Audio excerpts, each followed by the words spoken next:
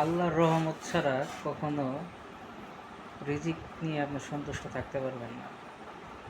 যেমন এক সময় কেরিয়ার শুরু করি 8,000 টাকা দামের জব নিয়ে, এইখান থেকে জব শিফট করলাম, তারপরে ইনক্রিমেন্ট হইতে হইতে অনেকগুলো কোম্পানি চেঞ্জ করতে করতে তার কয়েকগুণ স্যালারি না হয়েছে।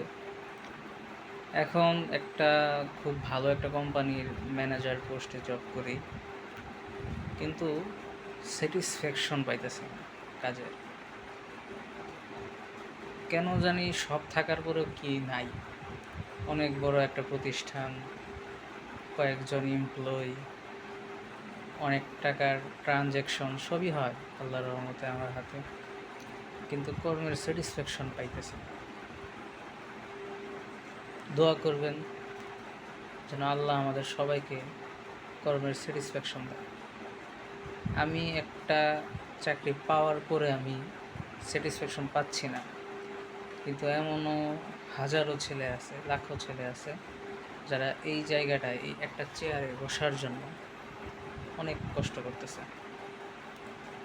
আল্লাহ সবার মনের বাসনা, মনের নেক বাসনাগুলো পূরণ করুক। আমিন।